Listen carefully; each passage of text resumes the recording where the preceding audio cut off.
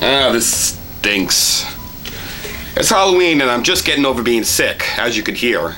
Not to mention, every game with a spooky motif has been covered to death by other, more prominent YouTube contributors. So I'm pretty much forced to really dive headfirst into the bottom of the barrel. That being said, today we'll be discussing this pirated copy of the Rocky Horror Show for the Commodore 64 on this week's phantasmagoric episode of the 700 Club.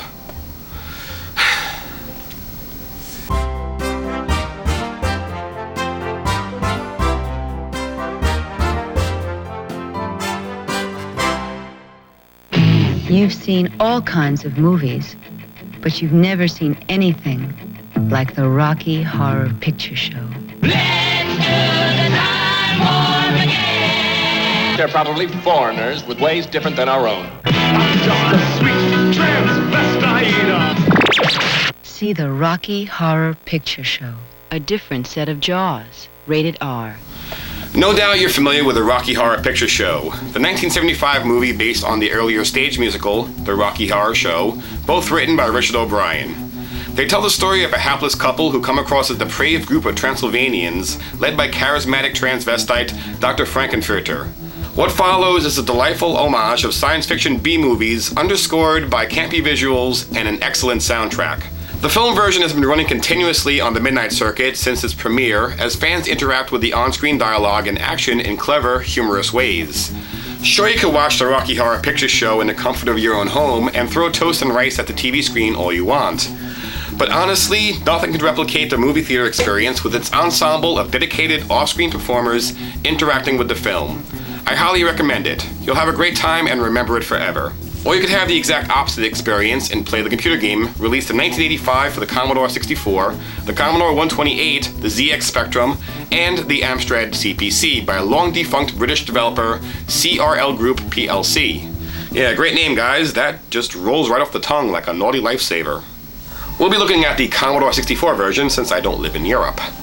The first thing we should point out is the game's title. Note that it's the Rocky Horror Show, not Picture Show. Actually, it probably should be Richard O'Brien's The Rocky Horror Show original TV game, complete with gratuitous periods between the T and the V, which is the way I likes it. But I digress. Upon starting the game, you're given a choice of either controlling Brad or Janet. It doesn't matter, they both perform exactly the same, with the unchosen character becoming the person you're supposed to save. There's a rather impressive shot of the castle to begin the game, followed by a rather unimpressive group of sprites bouncing around almost randomly on screen. I'll give it a pass. It was the Commodore 64 after all. Though it does lead to confusion as to which Rocky Horror characters each of these pile of pixels are supposed to represent. I assume that's Magenta from the end of the film, and that's Columbia based solely on the hairstyle.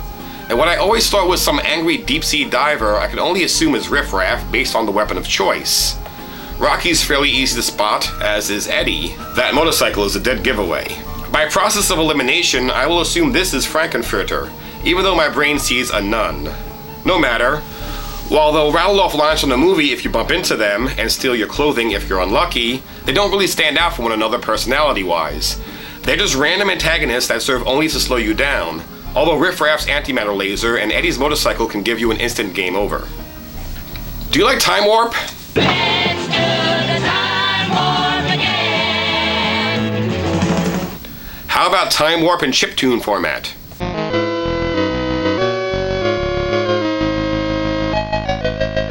How about Time Warp in chiptune format played on an endless loop for as long as it takes you to play this game with barely any other sound effects?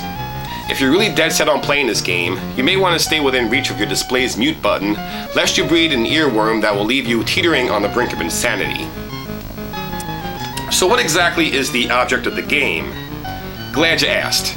You have to save your partner, who has been frozen by the Medusa machine, by reconstructing the device that will counteract the effects. 15 pieces have been scattered randomly across this wonderfully weird mansion, and your job is to grab each of them, one at a time, and place it on the screen behind the curtain. The castle is returning to the planet Transsexual in the distant galaxy of Transylvania in 99 game seconds with or without Brad and Janet, so you best finish your task before the timer expires. As mentioned earlier, bumping into the castle occupants will sometimes lead to a loss of your current inventory and clothing. Since your hands will be busy covering the naughty bits, you are unable to do anything unless you find your attire and redress. If this happens to you more than a few times, it's very unlikely you'll have a successful run of the game. I'm sure you've already guessed by now, but that thermometer represents the freezer temperature that's keeping Eddie safely confined. Once it goes above freezing, he drives around randomly and becomes deadly to the touch. You should probably go to the freezer room and reset the temperature. Just some more busy work the game makes you do. And that's really all the game is, busy work. Grab a piece, walk it over to the curtain while avoiding the Transylvanians, wait for the curtain to open, place it down, repeat 14 more times. There's no real depth to the game at all, and the designers over at whatever PLC makes no effort to incorporate any of Rocky Horror's plot into the gameplay short of out-of-context references.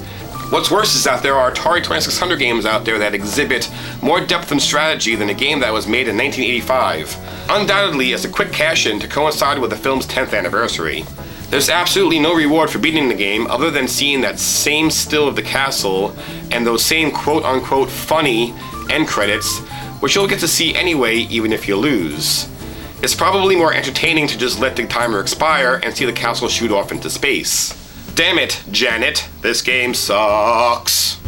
This was Dave for TV Games, sorry for the bad singing. Please remember to like, comment, and subscribe. And kids, remember to eat all your candy before strangers have a chance to poison it. And have a happy and safe Halloween. Ah!